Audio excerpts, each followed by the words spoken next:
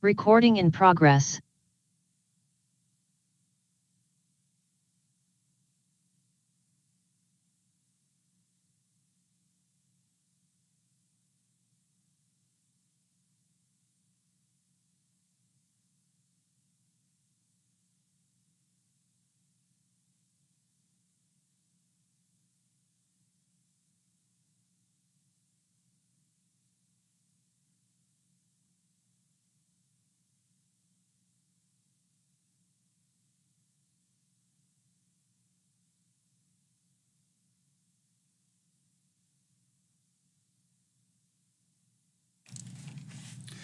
Well, good afternoon. Welcome to the next chapter, brought to you by Contractor Academy. This edition is Pitfalls and Possibilities. I'm Bill Kinnard with Grandine Associates. And I'm Glen Herman with Creative Business Services. It is good to have you here one more time, Glenn. It's good to be back, and we did not wear the same colored shirt today. Shirt this program. That's right.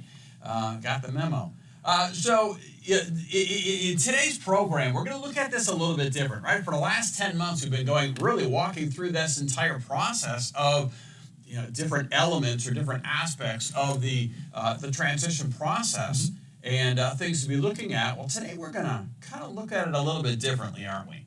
It's going to be there will be some recap, obviously, and a lot of the folks that have been out listening to us each month for the webinar probably hear some familiar terms and some familiar concepts. But it's going to be a nice recap. We'll talk about just case studies, I guess you'd say, situations that I've run across, that my colleagues have run across, where there was some good decisions and some bad decisions. And we'll kind of go through that throughout the phase of a preparation. The sale of a business. Prepping to selling a business. Yeah, good. All right. Well, as we jump in here real quick, as we have done in the past, again, number one, I'd ask you, if you like this program, go ahead and click on subscribe. Click on, hit the thumbs up on there. That way, again, number one, it certainly makes it more visible out there for other contractors just like yourself to be able to see this thing. Second thing, again, it will notify you when we go live on the next one. So if you could do that, we would greatly appreciate it. So again, this idea of pitfalls and possibilities. We look at what companies have done, what they haven't done well. I want to, as we go through, just remind real quickly on the couple of items. The timelines, right? In the past, we've always brought up these timelines as far as action steps or things that you should be looking at. We've got the 10 action steps and different areas, and a challenge question for you on each one. And then along with that, we've always shared on each one a 3-year and a 5-year timeline that we've got available as far as when's the latest point that you should be starting to address that particular item. Now, we're going to go ahead and share a copy of that timeline in the chat box for you. Again, you'll be able to double-click and grab that one. As we go through some of these case studies, however, if you've got questions for either Glenn or I, use the Q&A box, right? So we won't be monitoring really the chat box. We've got the Q&A box in front of us, so as you type in your questions, we'll be able to see those and we'll address them in real time as you put them up here. So by all means, let's go ahead and use that. Now, the only thing I do want to say is, so this timeline, right, a 3-year, 5-year timeline, again, this is the latest time that you should be doing it. Last time we met, Glenn, we talked about this a little bit, and you made a comment, which I thought was brilliant, right? A flash of brilliance, wow. Right? But it was... Tell my wife that. Right, but it was this idea, you're right, when should you start planning for the sale of the business? Do you remember what you said? When you start with your business the plan. The day you go into business, yeah. It should be at the front of mind in most of the decisions that you make. We were speaking offline earlier, and your point was when you're selling a business, what's the perspective? Are you looking at it from the perspective of a seller, or are you looking at it from the perspective of a buyer? Yeah. Well, that can shape a lot of the decisions that you make from the onset of your business. So when you start your business, if you have a plan on exit, it's going to shape a lot of the policies, procedures, that you put in place. Oh, absolutely. And again, remember all those policies and procedures, as we've talked about over the last 10 months, all factor into really the value of the company. Absolutely. So a couple of weeks ago, I spoke at a conference on this very topic, and and it was all this transition piece of the puzzle, and I repeated your comment. I said, Glenn states that the day you go into business is the day you start planning to sell the business. And it's interesting because I ended up with a number of questions from small business owners on that point, and quite frankly, some coming up after me going, never thought of that. Never dawned on me, right, that as I'm building this business, I need to be thinking about selling it. Because let me ask you this question, right? So, our conversation that we had briefly earlier, right, was, if we're going to sell the business, all too often we look at, we're selling, and we think like a seller. And really, as we're selling the business, you need to think like a buyer, don't you? You do, even in the preparation phase. We'll talk about that. Some of the things that you put in place are going to be looked at by that buyer. They're looking at, per our conversation earlier, they're looking at what have you accomplished, what have you done, not what are you looking to do. And that's as a seller or a business owner, we're always looking at, well, what's the next thing that we're going to put into place in our business? What are we going to implement that's going to put more money in our pocket or improve the life that we want to live or that we want for our employees? So we need to really consider the perspective of the buyer. And I think that's extremely helpful. Right, no question, because again, we might be buying. We are looking at getting rid of this thing, but it's the buyer who's going to be giving you the money for it. Right. So I think that's such a key point. And again, I loved that the mention that you had last time as far as start preparing to sell the business the day you go in. It's a long process. Well, and as a business broker too, part of what we're doing is we're creating that future expectation or anticipation. That's what we do. That's the sales side of what we do. When we're talking to buyers, we're trying to share those unresolved opportunities, as I call them. Some people call them problems or issues, but there really are unresolved opportunities for growth or change or profit. And so we'll talk about those things if they've not been implemented. It's always more helpful if they have been implemented. And we'll talk about some of the things that I think Grandy can certainly help everyone with. But there's so many considerations that we have to make to take that buyer to the future. And if we're already there with a plan and we can lay that out and say, well, here's where we're at, here's our plan, it's a little bit different than, like fantasy land. Like we're creating the marketing dream work. It's a little more difficult when I have to do that. So let me ask on that same comment, right? Or that same thread of think like a buyer versus a seller. Some of that could go, and again, I don't want to steal any thunder that you might have here for our conversation today, but sometimes a seller might look at it, and I had this conversation with a company owner. They're going, well, we worked to pay off all of our trucks and our major pieces of equipment, so we eliminated the debt in the company. Now, realistically, the buyer might look at that as a real positive.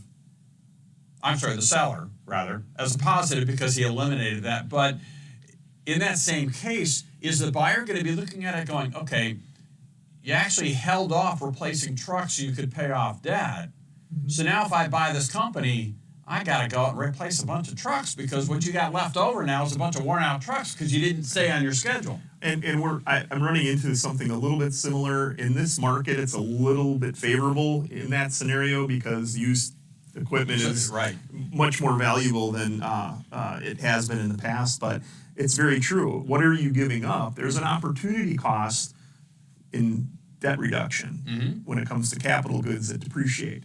So we have to be considerate of that. That's where planning comes in. If you have a good financial plan in place, you'll have structured the timing of the sale for them to receive the maximum value for those assets as they depreciate. Now we can sell those at the optimal time and replace them at the optimal time.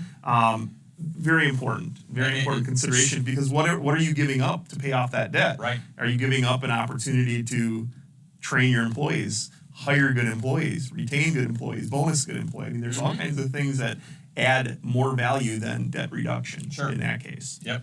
And again, with Planning for Profit software, where I was looking at building that equipment replacement fund, so you don't have to pull back to do that, right? We eliminate the debt, and we have the cash to be able to replace the trucks going forward. So, all right, well, let's dig into some of these case studies. I'm kind of curious. So we're going to walk through this process kind of from, you said the start of the sale of the business all the way through it. We'll start out just in the decision to sell the business. Okay.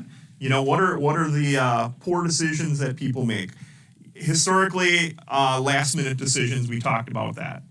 Last-minute decisions to sell out of frustration or, unfortunately, sometimes out of necessity, are not necessarily the best decision to have to make. Sometimes you don't have a choice. But if there's no plan or no contingency plan, we talked at length about contingency plans a couple months ago. Yeah.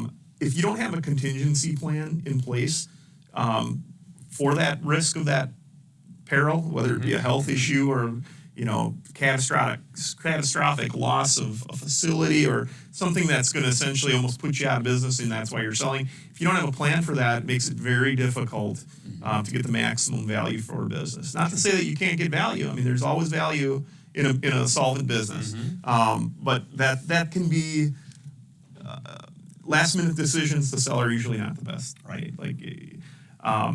And even beyond that, last minute planning, I think, is even a bigger consideration. Sure.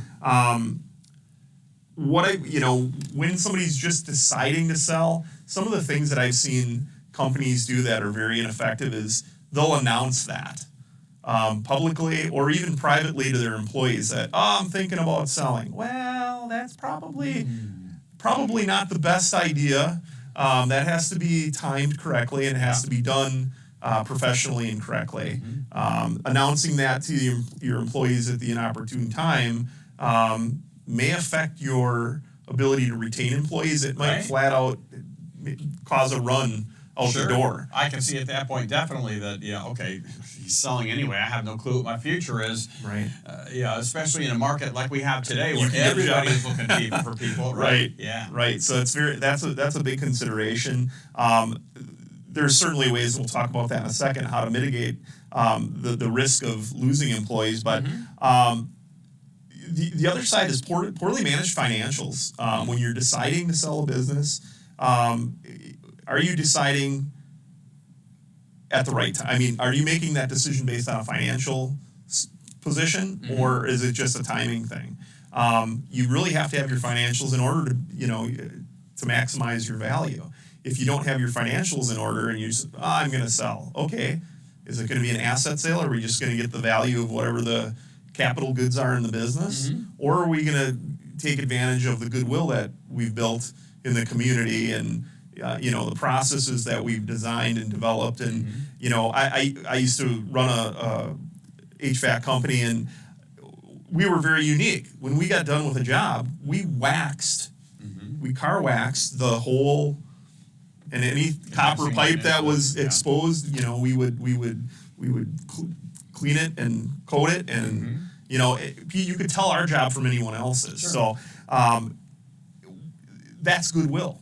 Well, how do you put a value on that? Right. Well, pride of workmanship. Certainly there's value there. But how do you put a number on that? Well, if you're just making a last minute decision, it's difficult to put a number on that. Right. No because maybe it exists, maybe it doesn't. So the two items you brought up there, right? Are you making a decision because of timing or because of finances? Is there one better than another, or are they both equally as important? I think it's both important. It's important to have a properly timed exit when it's possible. It's not always possible, but the planning for that is with the financials. So if you have a strong financial acumen and you have an understanding of your numbers, they're accurate, they're timely, it makes it easier to maximize your value. Sure. But I don't want to discount the importance of having a 3 to 5 year plan. In fact, when we'll talk about good decisions. The first thing, the planning aspect of it. when you're making poor decisions, when deciding to sell your business, well, we still have to figure out what we want for it, right? Mm-hmm. Yep. The internet is full of calculators. Yep. And, when we put in, it's a done-for-you template. It's perfect, for every situation. Every business value is different. You cannot use an industry standard or norms. We do have industry standards that we utilize as part of it, but a great deal of what we do as business brokers when we're pricing a business for sale is above and beyond the valuation. And that's where we just help make that justification for that increase in sale price. Somebody who's not savvy to that and uses a calculator is usually going to get a multiple of what their earnings are, or their discretionary earnings of the seller, or their income, or a multiple of the revenue. It can be, Yeah. And I think that's certainly as small as far as a lot of times little smaller companies will be a multiplier of sales, right? Well, that doesn't take into account any profitability, does it? Absolutely. And if you're working with Grandy and Associates, or you're not, whose company making the same amount of sales, who's going to be more profitable? Right. Who's going to be more valuable? You have to consider that, and that's part of the goodwill. That's part of the financial, multiples as well. But there's so much goodwill that goodwill adds value. And now private equity guys will tell you that we don't pay for goodwill. Right. And that's fine, but other people will. And if we can create competition between private equity and an outside buyer, or multiple outside buyers, advantage the business seller. Okay. What are the bad decisions? Approaching competitors. Or anybody you think might buy your business. Like when you put that out there that we're going to sell, that we're getting ready to sell, or I'm thinking about selling, and you start going around to your competition, boy, have you ever watched Shark Week? Yeah, right. When they throw the blood in the water? That's pretty much what's happening when you do that. And oh, by the way, they're going to every single customer that you might absolutely. be bidding to. Well, I'll tell you what, we had a situation, this is years ago when I was running the HVAC company, and we had a fairly motivated older gentleman. He was one of those, I called him Chuck in a Truck, and his name was Charles, but I called him Chuck in a Truck. Just coincidence, but Chuck was selling his business, and he was just getting out. He was basically trying to it was an asset sale, but he was trying to sell his list and things as well. Well, as soon as we found out that, his big claim to fame was, my warranty. I stand by my work. Well, great. If you're retired, you're not standing by your work anymore. Absolutely. So, it was chinks in the armor for us as competitors to go after him. And every time we took him off the market, every time we sold against him. And when he ended up selling, it was a fire sale. That's and unfortunate. it is. It really is. Because he was a heck of a nice guy and a great tech. Really took care of his customers, but it's blood in the water. Yeah. Don't create Shark Week for yourself. You have to do it properly. You have to. One of those that comes up. So Russ is asking the question, we talked about the trucks a little bit. How do you determine the optimal time to sell a vehicle and replace it? On your side, do you have some thought on that? Well, you have to look at the depreciation. When you look at the depreciation, determine what replacement value versus depreciated value. You don't want to end up selling your truck for more than you depreciated necessarily, because you're going to have to pay that money back with taxes. But realistically, you have to know what you're replacing it with. That's kind of a tough question. We look at it in terms of asset value. And if asset value, there is a replacement cost to that. So we have to look at what's the differential between that replacement cost and how we're adding that equipment value into the valuation. Typically with a valuation, we're adding that equipment value into the equation. So because we know how much value that piece of equipment has, but into the equation on the value of the company. Correct. Yeah. And when we're depreciating your earnings before interest, taxes, depreciation, and amortization, that gets added back in a way. So when you're looking at that, it's really that differential, I guess. It's from a timing standpoint. I'm sure you have a process for that. It's really important that you have that replacement capital. Right. That's the most important thing, is that capital exists. And sometimes in a bigger transaction, and that's a great question, Russ. Sometimes in a larger transaction, there will be operating capital that moves with the deal. So depending on the size of your company, if you were in that $3 to $5 million range, that's when we start seeing more savvy buyers asking for operating income to come along with the deal. And it might be quite part of that might be so Russ, just reading your second question there. I'll hang on one second. We look at that, really. So really, I think part of that answer would be twofold. Number one is if you're at the point of selling it, right? That might be a little bit different decision in terms of when it comes time, the optimal time to sell it versus your day to day. And Correct. we're not thinking of selling yet. It's 5 years, right? So that's where, again, in our world, again, we're building in planning for profit. We're building the equipment replacement fund. How much money do we have to put aside every year so we can replace the trucks when they come due? And one of the things that you're going to look at for smaller companies, what they will tend to do, and we always recommend it, is if you actually look at what it costs you to own that vehicle. What are the repairs, not fuel, right? But what are the repairs, the maintenance that you're doing on it? What was your initial cost to buy it? And spread that out over the number of years that you've owned it. What's going to happen is your average annual cost of ownership continues to decline. And as long as it's going down, you're okay. Right.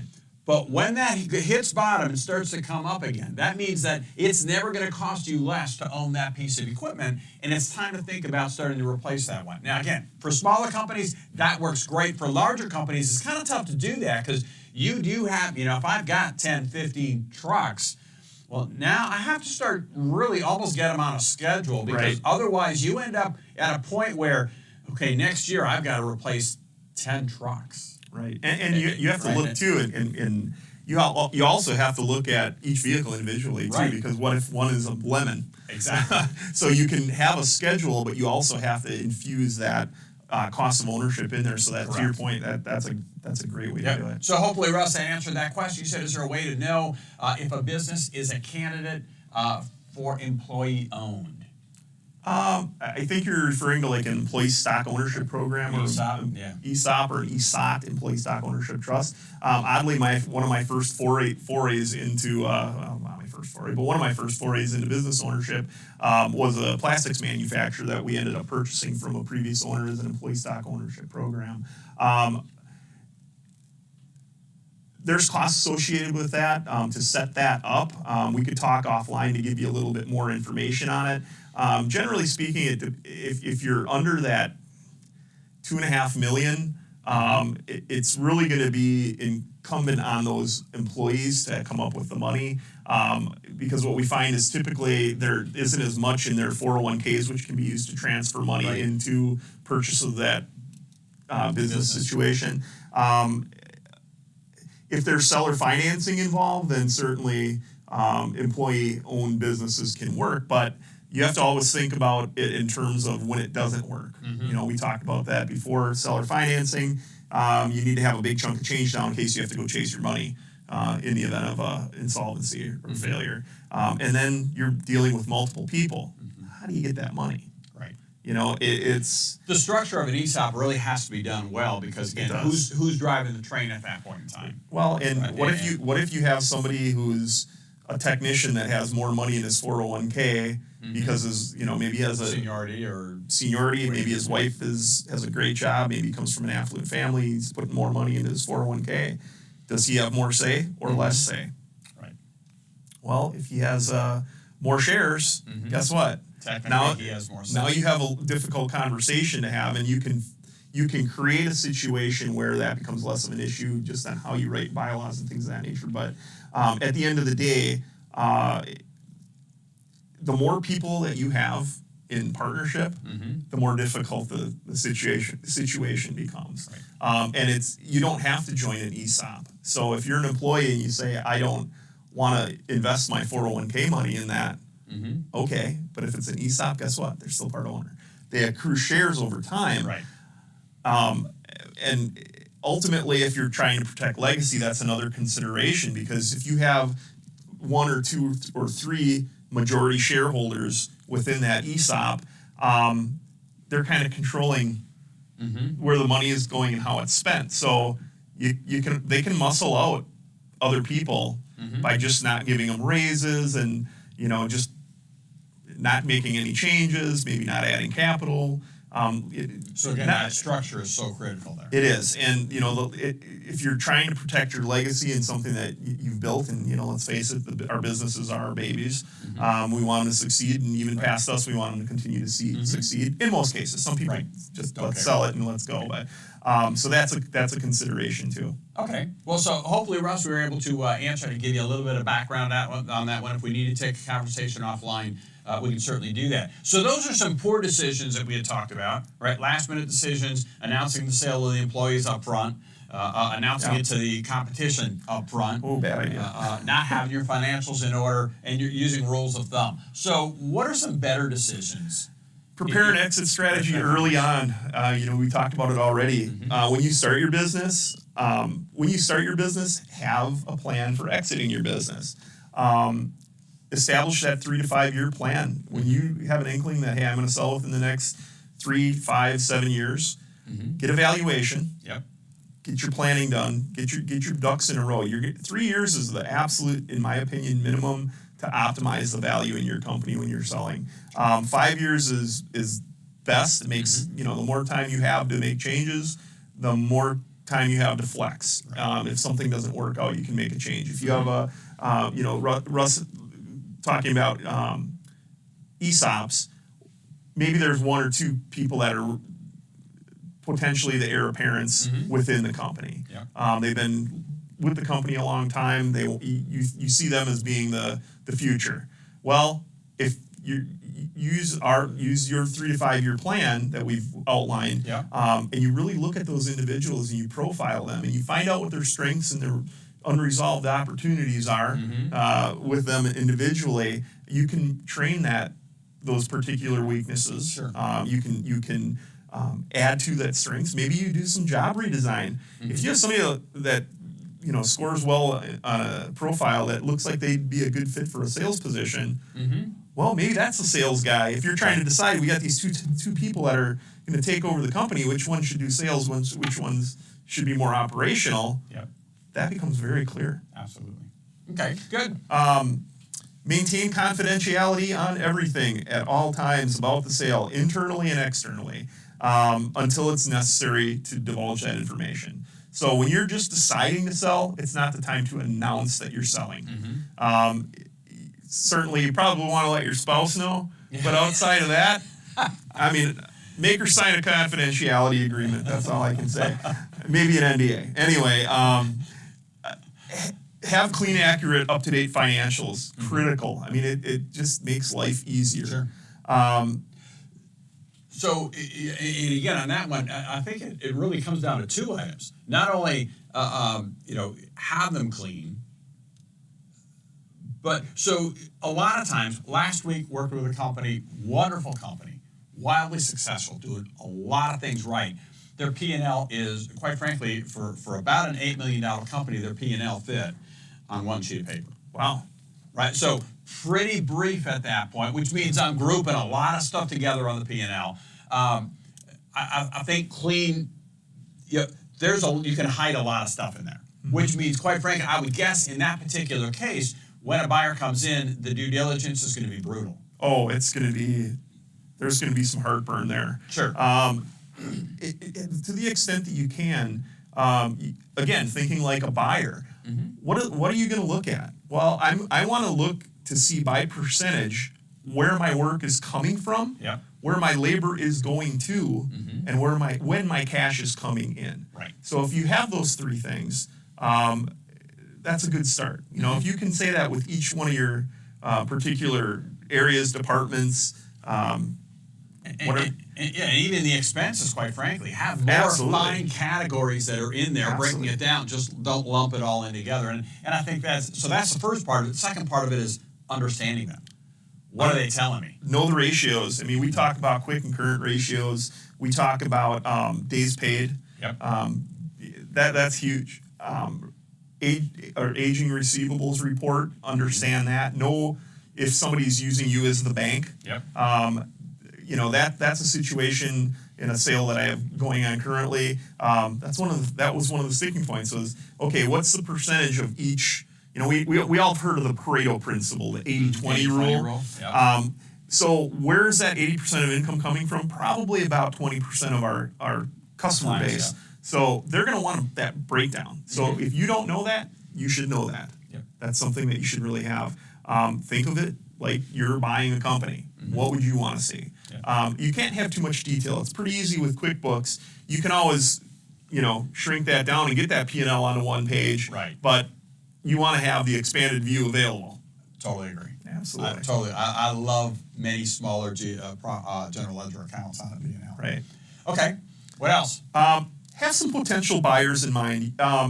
Don't talk to them. Yeah, I was just going to say, I went and talked to Glenn, and he's willing to buy our company. He's this guy. Oh, who are you going to sell to? I'm going to sell this guy. He approached me, and I told him I'd call him back when I'm ready to sell, and I'll give him a call now. Well, you're not ready to sell until you have all this other stuff done on a 3 to 5 year plan, or as much of it as we can possibly. But do. at least have them in mind so that have them in mind. Somebody like you can then start working with them, and it happens often where our seller will name the buyer, and that turns out to be the buyer. And you think, well, why do I need a business intermediary? I'll just sell it myself. It's because we're going to get more money for your business than you are. Because we don't have a relationship. We can also create competition between that buyer and other potential buyers to raise the price up. And just experience. These are situations that we're in all the time. Right. Because that buyer, if you have a named buyer 9 times out of 10, they're going to feel like they have an advantage. And if they're the only one, they definitely have an advantage. Right. Absolutely. There's no competition. And finally, working with an experienced business brokerage firm. Hopefully it's us, but whomever. Work with somebody that has some experience in the space, has an understanding of your business, your industry, the players, not just locally. That can be important. That's something that you can gather once you start working the process. Sure. But understanding who the players are. I mean, if you said, how many first companies are there, Bill? 300 and 400? I saw Consumer Reports puts that out every year, and there's like 300-400 of them. I mean, it's like Ford makes furnaces, for goodness sake. Come on. But you have to know the big players, the United Technologies, the Trains of the world. You have to understand that. If you're selling an HVAC company, if you're selling an electrical firm, you have to understand how the distribution networks work. You have to understand the markets that affect those prices. What is the copper? Is that business owner in the electrical field looking at the COMEX? Does he know what copper is doing so he can make good decisions on his buying side? Does he know what the lag time is? There's so many things, but that all kind of wraps around experience. You learn those things as a business broker, what to look for. So I think that's important as well. All right. So that's just in the trying to make a decision to sell this thing, right? So now let's move to the next one, right? The next one is, what are some case studies, things that people have done well, done not so well when preparing the business, right? We made the decision, I'm going to sell it. Now they do some things well, they do some things bad. What are some nightmares that you run into? Well, if you're operating with the expectation that a specific employee or family member or buyer already exists and that's in your head, that's detrimental because it eliminates the competition aspect. And don't ever underscore the competition aspect of a sale.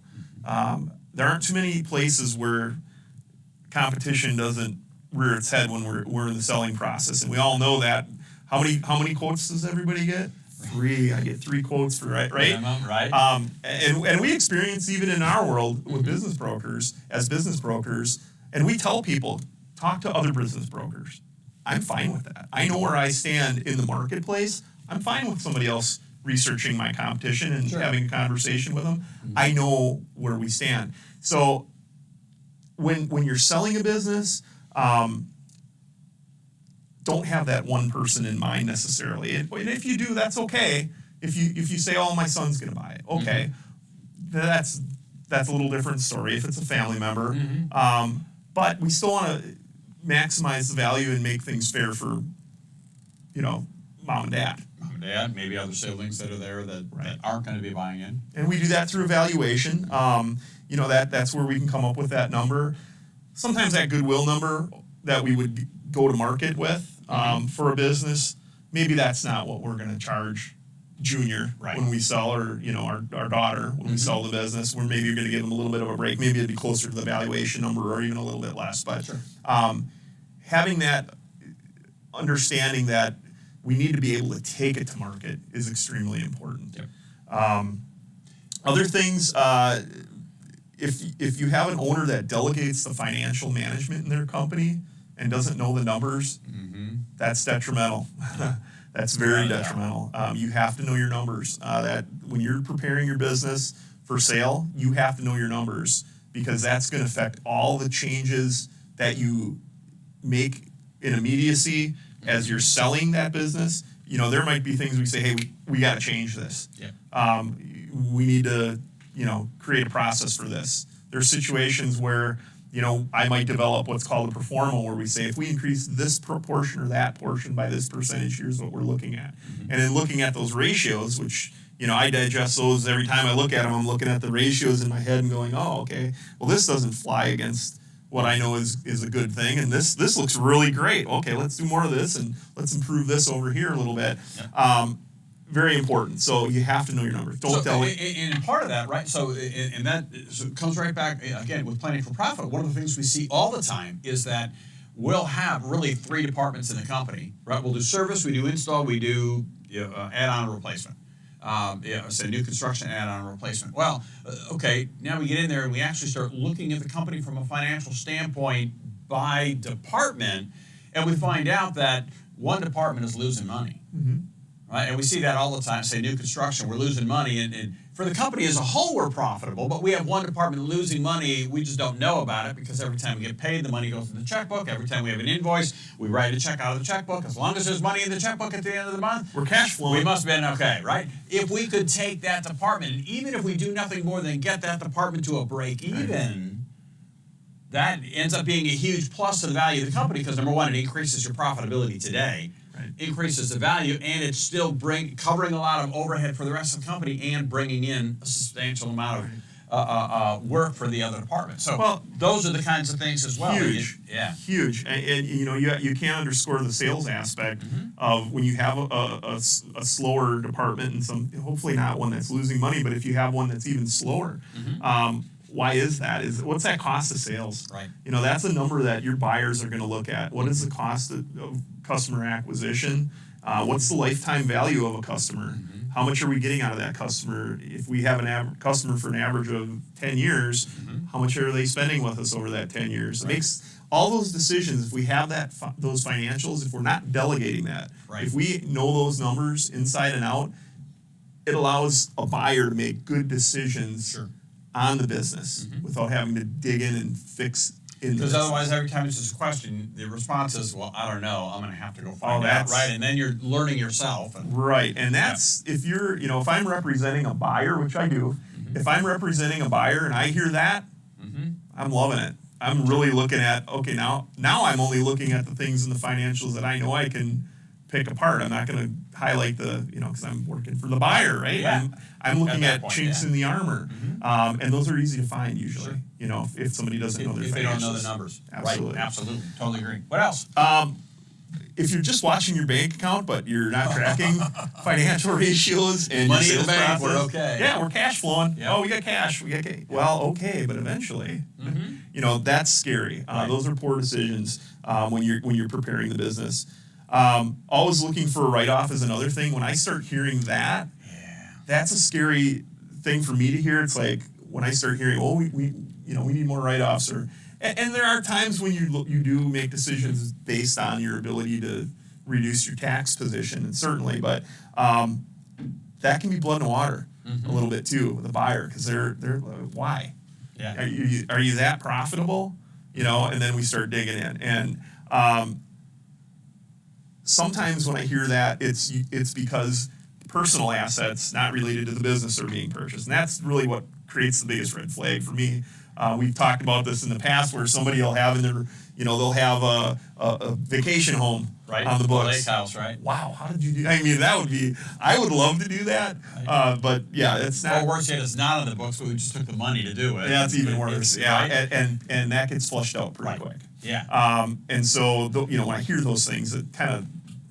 And I hear that one, often again, you get to the end of the year, right? November, December, we're coming up on it, right? We go sit down with the accountant a little bit and they're going, man, Glenn, great year. You need to go spend some money or you're going to get nailed with taxes, right? So the excuse is, let's go out and buy a truck. Because at that point, my accountant told me I should go buy a truck because I need the write-off.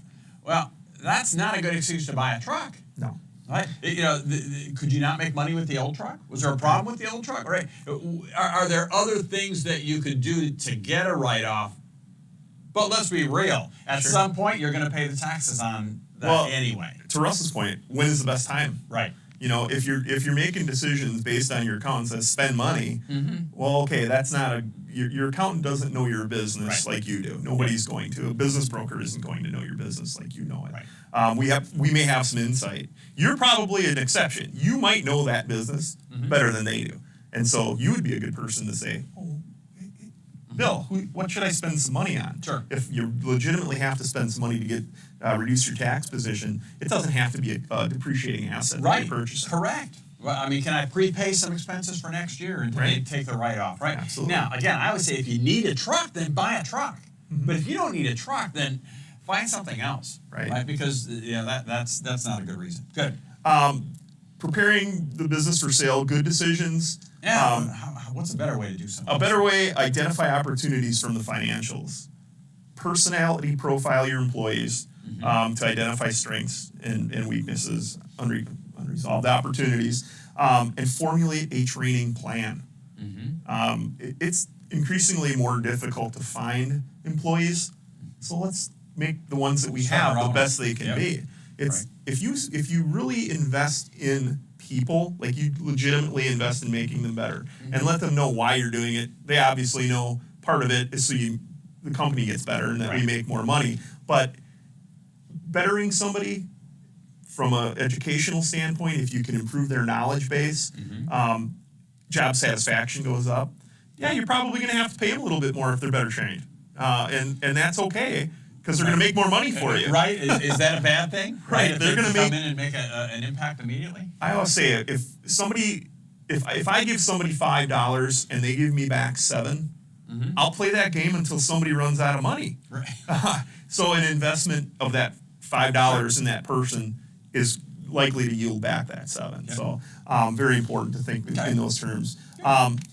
Work with a coach or a consultant to continuously improve. And certainly your Grandy and Associates is probably, in my opinion, from my experience in the industry, the best place to go. But you should have some type of a consulting relationship, a coaching relationship that allows you to think bigger than you would think by yourself. Napoleon Hill had something called the mastermind principle, where we put minds together, and that collective of minds is always going to be superior to our one individual thought. And when you're working with a consultant, you're working with somebody that's doing that.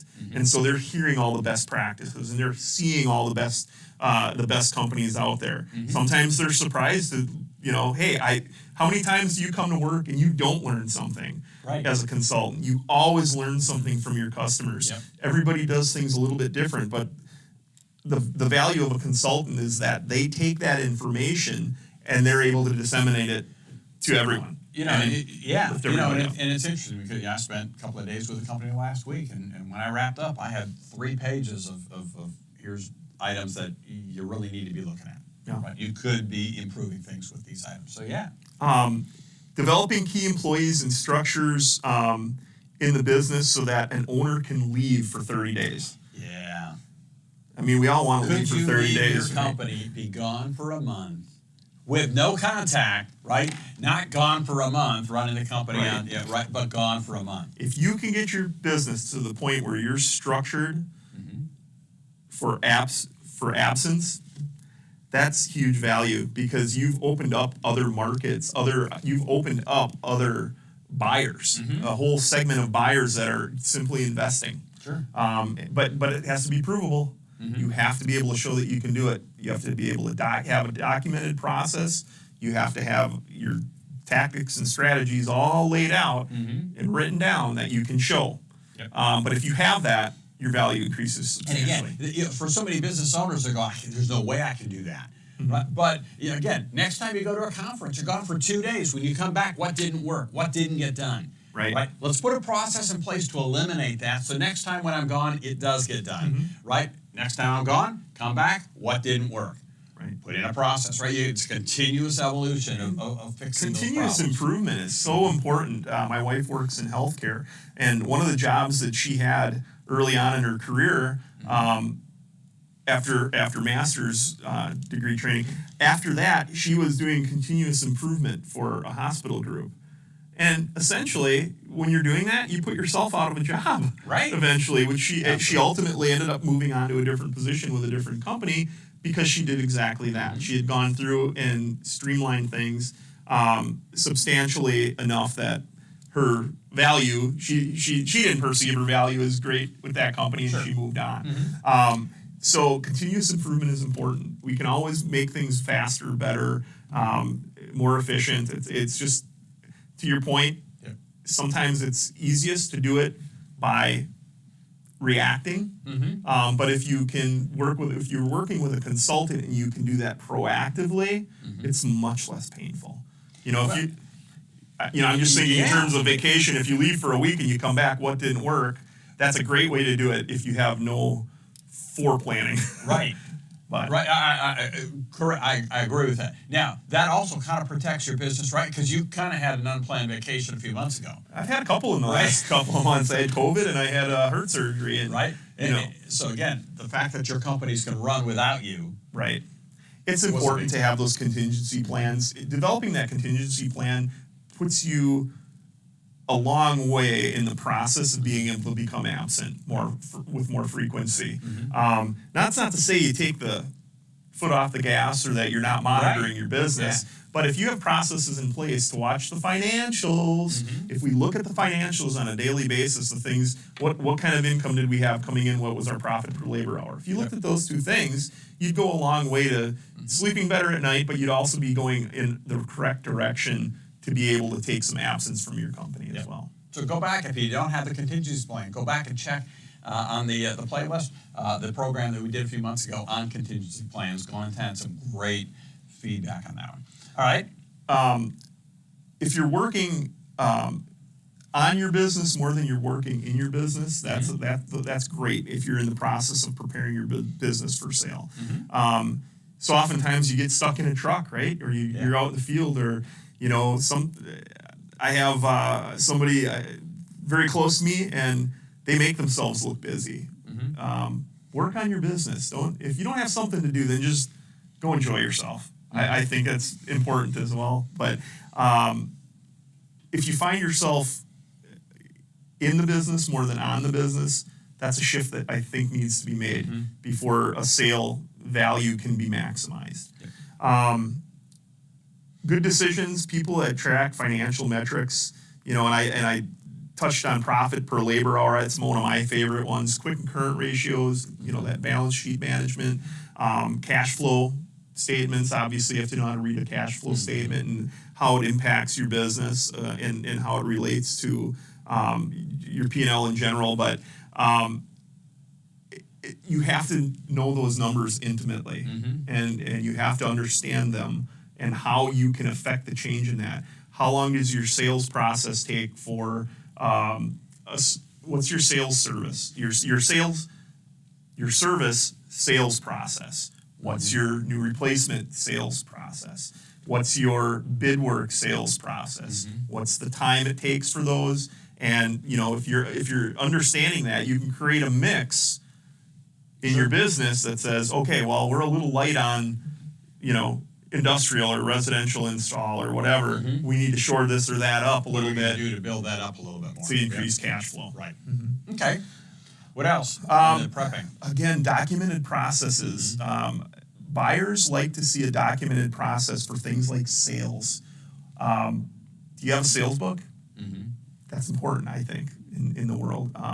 And it even more important is a process. So the sales book, you're referring to like the presentation type manual that you use whether it's digital or physical. Correct. Right, because today a lot of them are digital. But what is that process that we use Right, to work and with what the are, customer through the sale? what's the process? Are you, like if you're doing a residential replacement, you'd probably, what's the first thing that you would do?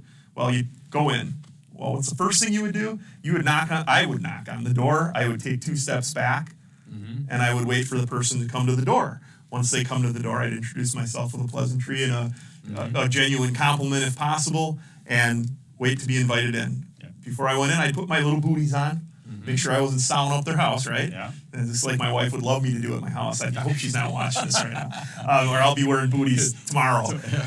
But there's a process that you go through with the sale. It starts well beyond how I present. Sure. That's very important. If a buyer sees that, they like to see that in the HVAC space. Marketing. What's our process for marketing? Are we doing digital marketing? Are we doing geolocating? Are we targeting geographically our competition when somebody's waiting in their waiting room? Are we hitting on that? Somebody gets on their Facebook and they go, "Oh, I can get a discount coupon if I go over to this guy, but I'm here." Well, okay, let's get a quote from him, but let's go over there and bring this code with us. Yeah. Those little things, the process is so again, driven. in today's digital world, that is so easy to make that happen. Absolutely. It's scary easy. It is. I mean, I have some involvement with some on the marketing side. I'm a recovering marketing guy. I used to own a marketing firm, and it's amazing. I mean, I get sucked in. I purposely put myself into these marketing loops sometimes just to see how people are doing things, and wow, it's amazing. Absolutely amazing. Yep. Accounting. What's our accounting process? It could be as simple as we do checks once a week. Well, okay, we're cashing checks once a week. That's probably not a great model because it's not allowing us to manage the metrics of the daily cash flow. And reporting. How do we report? What's our process for reporting? It could be in the warehouse. Like when are we doing fulfillment? Like when we get down to the last 2, are we ordering again, or are we waiting till we run out and then ordering? And then we're in crisis mode. And then right. So it can be all those kind of things. Those are important. We talked a little bit about structuring capital purchases and expenditures. Planning for that. If you're doing that, you're ahead of the game. That's a great thing to be doing. And have a formalized, I think this is something that I think is extremely important right now. Have a formalized talent management plan. From talent management. Acquiring talent, training who you have, promoting, and removing. Yep. You have to have all that.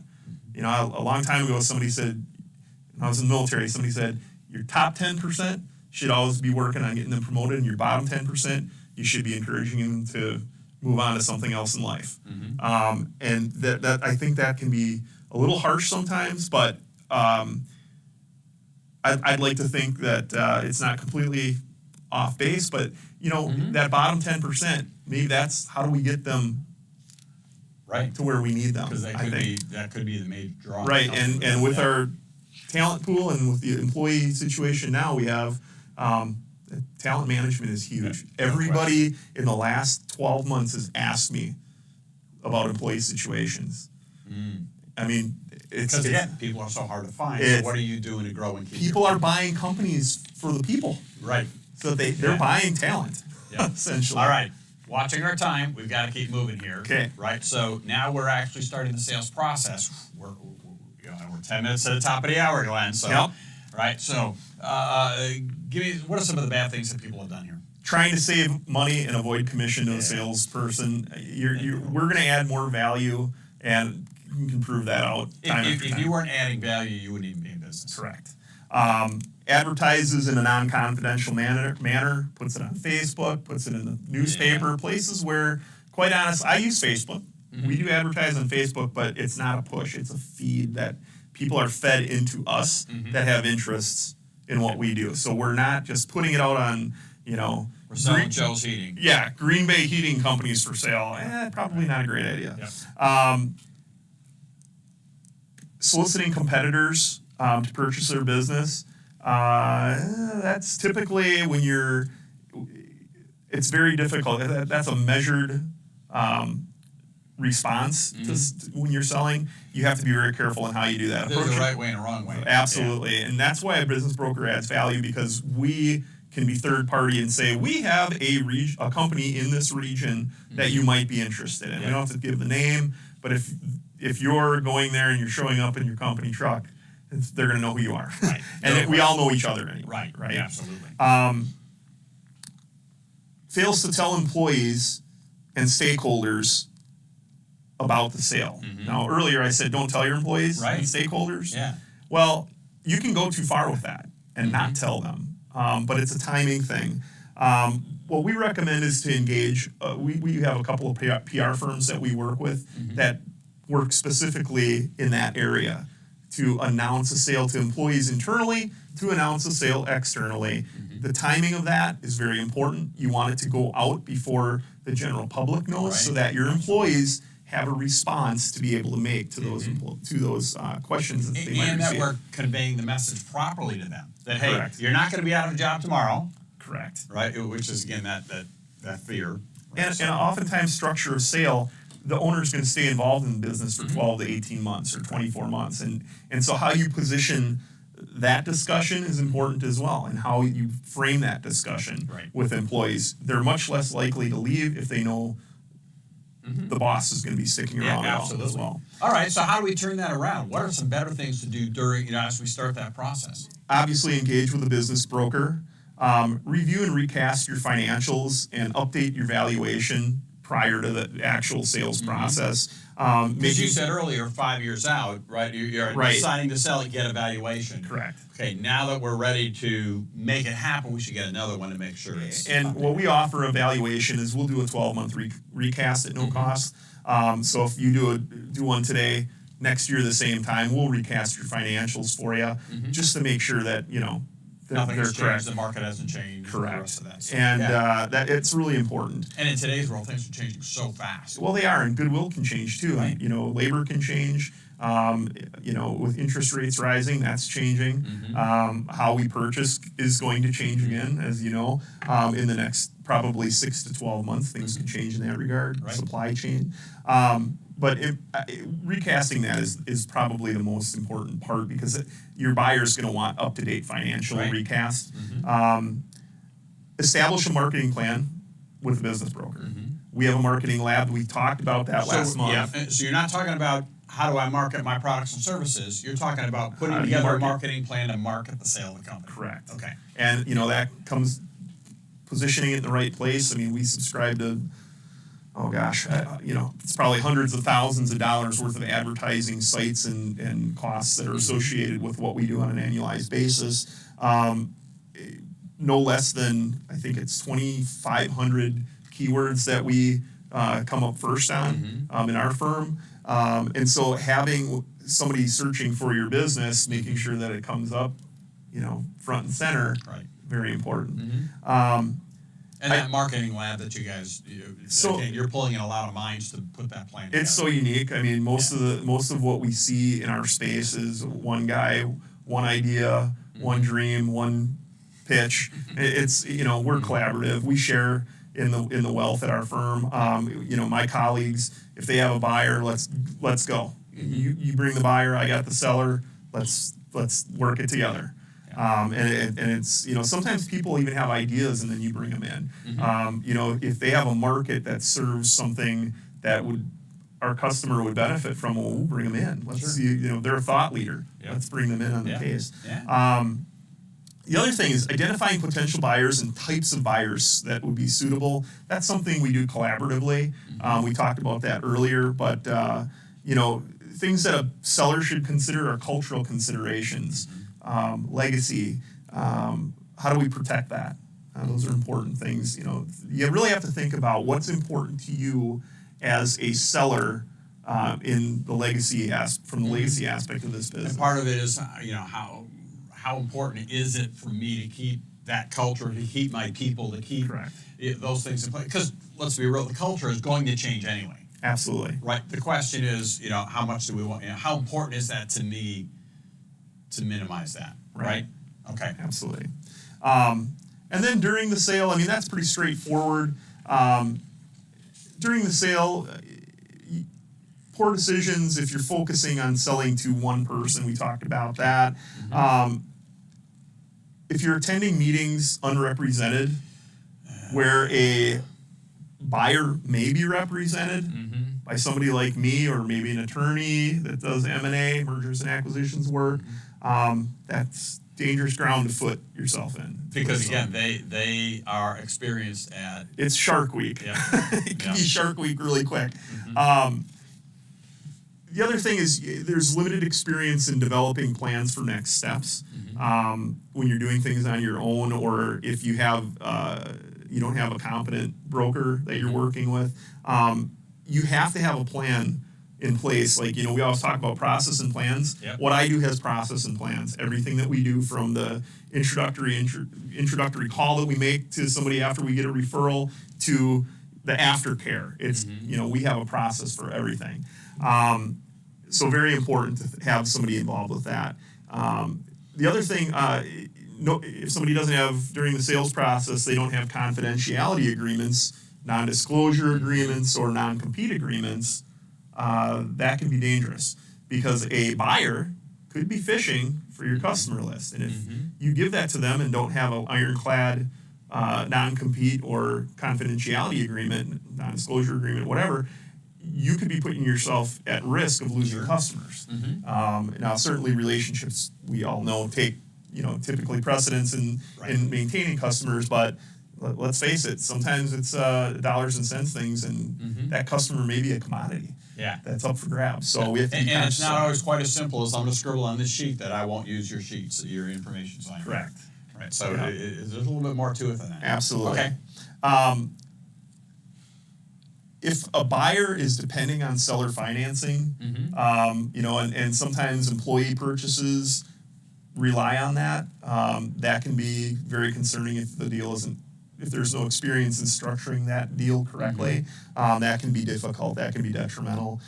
We talk about having enough money there to go after your money, very important, but you also have to have, there has to be a consideration of involvement in the business, potentially, That's to make sure that the previous owner would have some involvement. to make sure that they get that buyer to the next phase. Sometimes we do that with earnouts, and we've talked about earnouts in months past.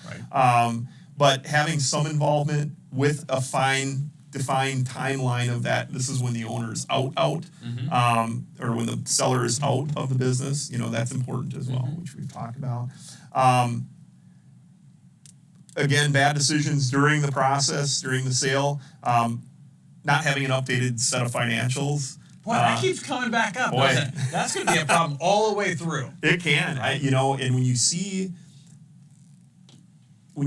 a savvy buyer and a less savvy seller, well, you know, we know COVID was really, in a lot of ways, it was really good for a lot of companies in our space, right? So that's great, but we can't live on that, and a buyer is going to go, oh, what are we doing currently? So you have to have that updated. But conversely, if we came into a position where it was the opposite, well, now that buyer is going to go, well, let's look at those numbers. Let's look at that trailing 36 months and see what that looks like. You know, we won't count this year. You know, it's a sale year.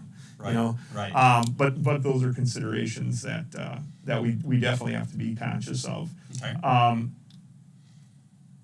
If you're not certain of the legal ramifications in the process of negotiating the final agreed upon price, that can affect you. If you had a counter offer, offers and counter offers are very specific, regulated by state, but in most cases, it has to refer to the date of the previous offer. If it doesn't, then it may, depending on the state, may not necessarily, those items may not be relevant to the previous offer. Maybe they're just, we're so taking it almost up, becomes a new offer on it as a standalone. Correct. Not taking into account anything else. And that's the savvy nature of, I mean, I'm not saying most people would do this, but there certainly are. There certainly are people that understand the process very well. In a lot of cases, especially with regards to real estate where real estate is involved, we need to make sure that we are covering every base, every I and every I dotted, every T crossed. Yep.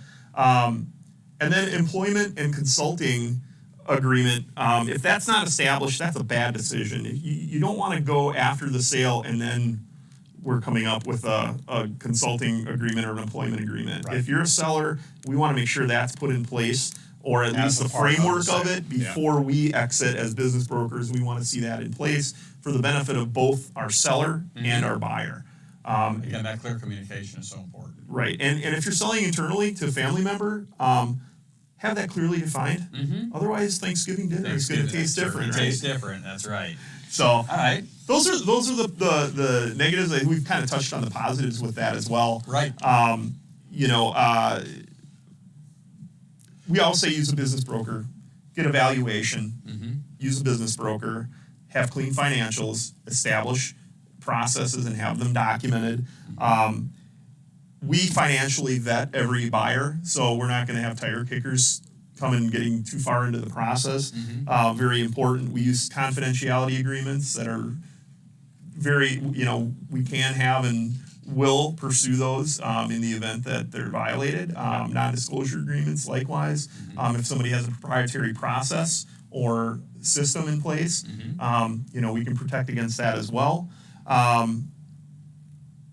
We want to have a experience review. If there's somebody that's using an SBA loan, they're becoming increasingly conscious of experience in the industry. So we want to make sure that we know how to